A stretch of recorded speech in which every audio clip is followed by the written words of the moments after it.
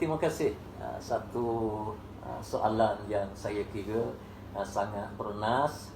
Cuma saya nak bawa dalam bentuk yang lebih santai lah. Saya kira di mana kita tidak dapat elak daripada wujudnya masyarakat kalau dalam isu vaksin ini dipanggil sebagai golongan anti vaksin dan anti vaksinasi. Dia ada. Dan kumpulan ini saya nak pecahkan kepada dua kumpulan. Yang pertama iaitulah vaksin refusal, dan yang keduanya vaksin hesitansi. Dia ada dua kumpulan ini. Kumpulan yang pertama iaitulah yang refusal ini. Saya kira mereka ini tolak vaksin ini secara total, dan serangan mereka kepada program vaksin dan vaksinasi ini sangat teruk. Dan yang keduanya iaitulah yang agak biasa, yang agak sederhana. Dia tidak menghasut orang ramai, tapi barangkali dia tidak nak menggunakan vaksin di dalam hidup dia, dan dia ada beberapa tanggapan dia sendiri berkenaan dengan vaksin. Dan kumpulan ini saya kira biasa di mana-mana saja. Dan bagi saya rasakan mana-mana pihak kita menghormati pandangan mereka masing-masing. Kita hormat. Cumanya saya nak tegur sikit, kita jangan menghasut orang lain. Dan kita jangan sekali-kali menuduh bahawa agenda vaksin ini agenda yang boleh, kalau kita baca dalam blog-blog, ada orang kata boleh rusak otak jadi gila. Ada pihak mengatakan vaksin ini dia boleh jadi autism. Ada dia boleh mengganggu penyakit mental. Ada yang mengatakan penyakit neurologi. Ada yang mengatakan macam-macam lah, penyakit sawar. Dia sebut begitu. Apa yang saya nak sebut, sepatutnya kita kena ada fakta. Kena ada fakta, dan fakta ini mesti datang daripada ahli dia dalam bidang dia. Pakar daripada doktor, pakar daripada antarabangsa, ataupun kenyataan daripada WHO sebagai contohnya mengatakan vaksin ini sekian. Sebab kadang-kadang ada satu kes, bagaimana saya sebut, ada satu kes berlaku autism. Sebenarnya bukan isu vaksin, tapi isu individu tersebut, kerana dia alergi dan kadang-kadang dia sukar untuk badan dia sukar untuk menerima vaksin. Itu bukan isu vaksin yang kita perlu kita kena faham. Jadi sebab itu, kalau kita perhatikan kaca mata Islam berkenaan dengan perubatan, berkenaan dengan vaksin, kita kena ingat Islam dalam hadis-hadis yang disebut oleh Nabi SAW terlalu banyak. Kullu da'in dawa. Rasulullah mengatakan, bersabda, setiap penyakit Allah Subhanahu wa taala telah sediakan ubatnya. Itu hadis daripada Nabi SAW. Dan banyak lagi hadis-hadis yang disebut oleh Rasulullah. Rasulullah mengatakan, berubatlah kamu, cuma jangan sekali-kali kamu mengambil ubat yang diharamkan, ubat yang memudaratkan kepada kamu. Menunjukkan kepada kita bahawa dalam Islam, Allah Subhanahu wa taala sama sekali tidak membenarkan kepada kita bila kita menghadapi musibah, maka kita serah pada Allah Subhanahu wa taala.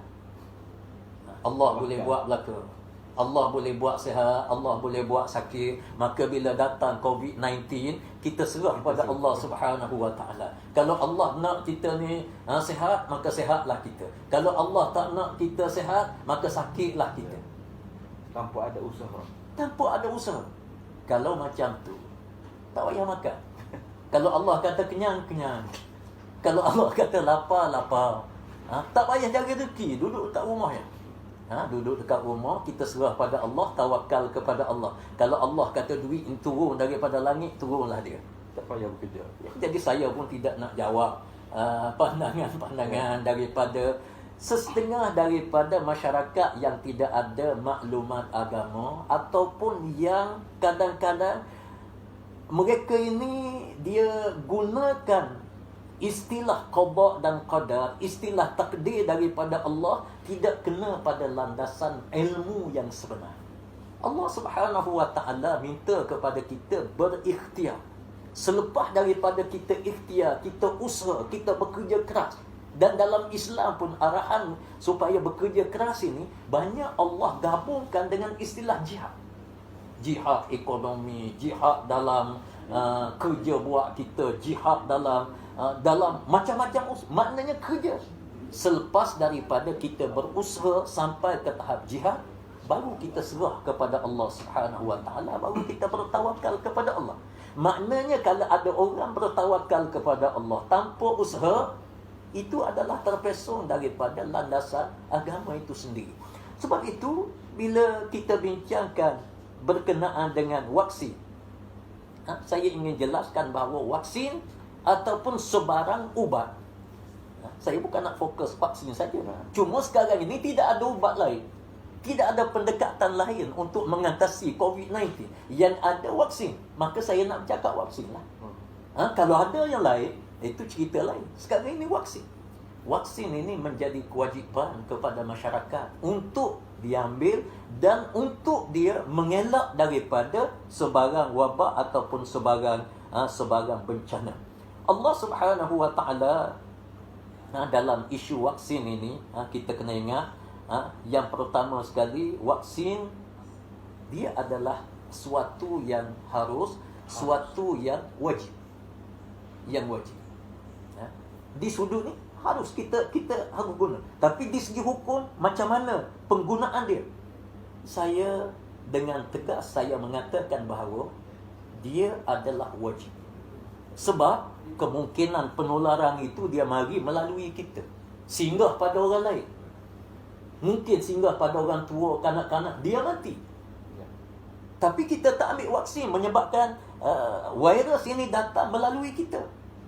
Ma la yatimul wajib illa bihi fahuwa wajib. Untuk kita menyelamatkan orang lain tidak ada jalan. Setakat ni tidak ada jalan kecuali vaksin. Maka vaksin menjadi wajib. Kita kena ambil. Anak-anak kita, ibu bapa kita, datuk nenek kita, barangkali orang-orang yang tua, orang-orang yang ada sakit yang kronik, dia akan meragut nyawa. Maka hukum menggunakan vaksin ini dia adalah suatu yang wajib. Di mana dalil? Saya rasa kalau saya baca banyak ayat-ayat suci Al-Quranul Karim, saya ambil satu dua. Uhillat lakum bahimatul an'am illa ma yutla alaikum ghairu muhillis saydi wa antum hurum innallaha yahkumu ma yurid. Maksudnya dihalalkan bagi kamu memakan binatang-binatang ternakan dan sebagainya, kecuali apa yang akan dibacakan tentang haramnya kepada kamu. Halalnya binatang-binatang ternakan dan sebagainya itu tidak pula bererti kamu boleh menghalalkan pemburuan ketika kamu dalam keadaan berihram. Ayat ini adalah ayat yang umum yang menceritakan apa dua jenis ubat. Kalau fokuskan kepada isu vaksin, sekiranya dia tidak ada unsur-unsur yang haram, maka dihalalkan kepada kamu. Baik, sebab itu saya mengatakan harus. Tetapi di sudut penggunaan vaksinasi, itu vaksin itu dah jadi harus. Hukum dia harus. Baik, di sudut vaksinasi, macam mana? Kita boleh guna ataupun kita bebas duduk di Malaysia. Kita kata saya tak nak terima vaksin. Sebab pandangan saya vaksin ni tak baik. Begini. Kita ada hujah-hujah kita begitulah. Okey, vaksin dia tidak memberi mudarat kepada kita, maka hukumnya wajib kita terima. Sebab kita akan bermuamalah dengan manusia yang lain. Kita pergi ke pasar, kita ke sana ke sini, barangkali kita yang akan membawa wabak. Jadi untuk memastikan kita tidak membawa wabak ni, Ustaz, tentunya wajib kita mengambil vaksin, dan tambahan pula vaksin yang diberikan dalam negara kita adalah percuma. Tidak ada sebab. Kalau dibayar, barangkali kita beralasan, ini bayar, kita tak ada duit. Kerajaan bagi percuma. Jadi kalau kita tak ambil vaksin, kita bawa wabak, jangkit pada orang lain, tentunya kita akan mendapat dosa yang besar dengan Allah, dan dalam waktu yang sama dosa yang besar dengan manusia itu sendiri. Jadi sebab itu ayat-ayat yang banyak, wa yuhillu lahumut thayyibat wa yuharrimu alaihimul khaba'is. Allah menghalalkan benda yang baik. Takkan vaksin tak baik. Dan Allah mengharamkan benda yang tak baik. Bagi saya, benda yang tak baik kita tak ambil vaksin. Di antara. Sebab kita akan jadi pembawa kepada wabak tersebut. Jadi di segi hukumnya saya rasa sangat clear, sangat ni di sudut keperluan, dan kita bertindak sebagai satu kumpulan ataupun bawa satu mesej, satu pendekatan, saya kira sangat perlu dalam negara kita. Kalau tidak, rangkaian COVID-19 ini tak akan dapat kita putuskan 100%. Ya, terima kasih YB.